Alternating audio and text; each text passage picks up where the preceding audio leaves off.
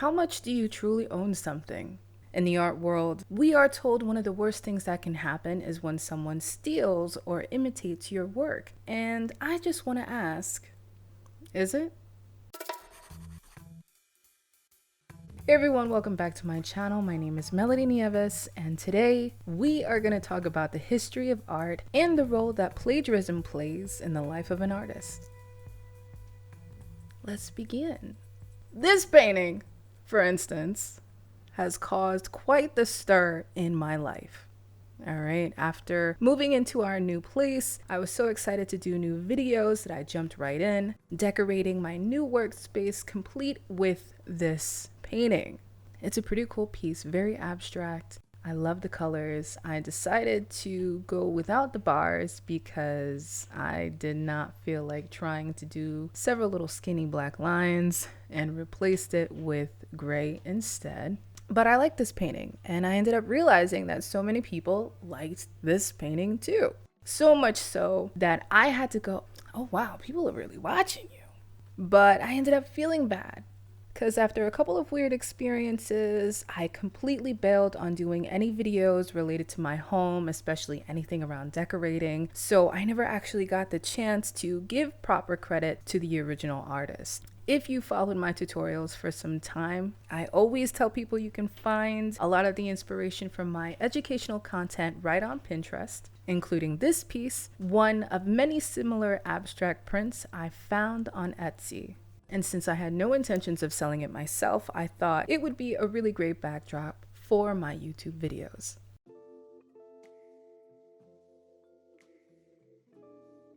Copying, or art plagiarism, is hardly a new idea. Since the beginning of time, artists have always been inspired by one another, creating some of the world's most lasting influences of art movements and creative techniques.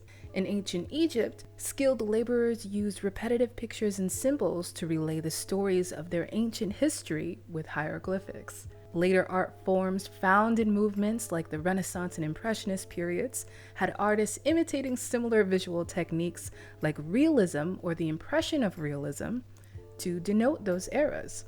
Even in modern technology, inventors laid down the process of their work using patent drawings, giving them access to the breakdown of any invention to be used again and again.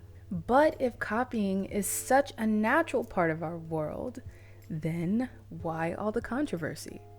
The main difference between copying and plagiarism usually lies in ownership. By definition, copying is the act of reproducing something similarly or identically, while plagiarism is the practice of taking someone else's work or ideas and passing them off as your own. Both are pretty known in the art world with their own slew of praise and criticisms.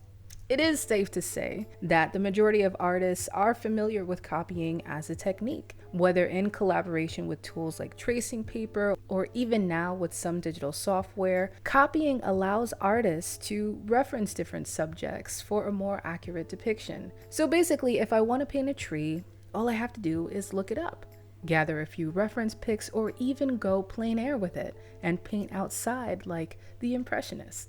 In both scenarios, I am imitating trees to the best of my ability, though I could never claim to be the original creator of those trees.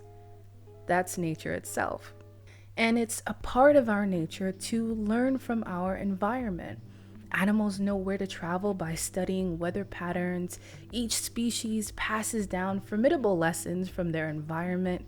But for whatever reason, humans are the only ones who complain about learning from another source, hell-bent on claiming originality, a made-up idea, as a real thing. This is what I mean. If you have ever done any of what I'm about to say, just say yes or no. Have you ever traced your hand in school and made a turkey out of it for like Thanksgiving? Have you ever made a diorama of the planetary system? Have you ever practiced your handwriting by looking at another's writing? I could go on and on with these, but if you've answered yes to any of them, congratulations, you are a normal creative.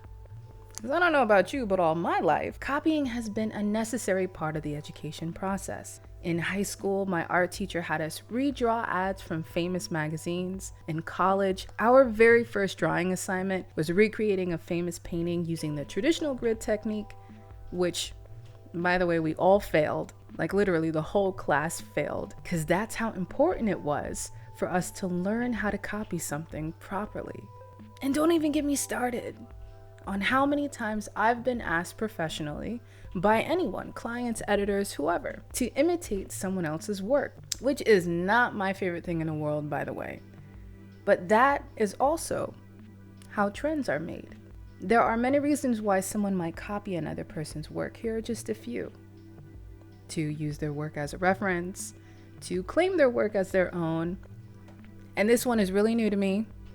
Okay, but for like really weird, vindictive reasons. For instance, if you're a small creator, your work might be copied by someone with a huge following. Maybe they're intimidated by your work or running out of ideas. And we see this all the time in social media where people complain over originality, sometimes over things that don't even seem that original themselves. Once we mix art with business, there are very legal implications we have to consider. Copyright and trademarks do go a long way for artist protection. But I gotta tell you, they're not really made for small businesses, and even the laws themselves are very limited in what they can do to help. Now, I have seen everything from multi-billion-dollar businesses to regular amateurs outright copy or heavily reference my own work without ever giving me any credit at all. And in both scenarios, I do not care.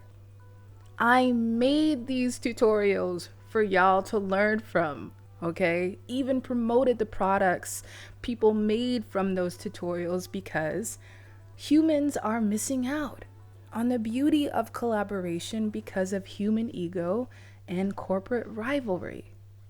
Since the beginning of my design career, I have led my life by this one philosophy. I call it the cycle of appreciation. In the cycle of appreciation, there are only a few things to consider. 1, show your appreciation to the art community by crediting your sources whenever possible. And 2, surrender to the fact that you might not ever be credited, which I know, okay? I know that sounds crazy. In fact, it took me about a year to write this script because during the same week that I started writing it, someone imitated one of my emoji videos to a T, went viral, and I had to ask myself, do I really believe this philosophy? And the answer is absolutely. Let me first say, art is incredibly humbling. Now that I'm integrating so much of my spiritual research too, I finally feel ready to start teaching these things I've learned over the years. One of them being surrendering your ego. And it's not like I've always felt this way, but what I have learned from seeing so much of art is that it just can't be regulated, no matter how much you try.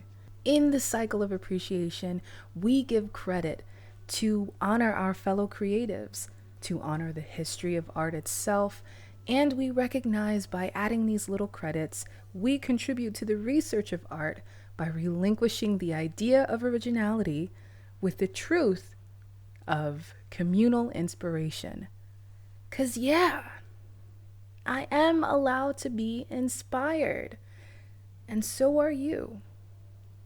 And what happens in a world where we honor that while honoring each other? That's it. So did you get got?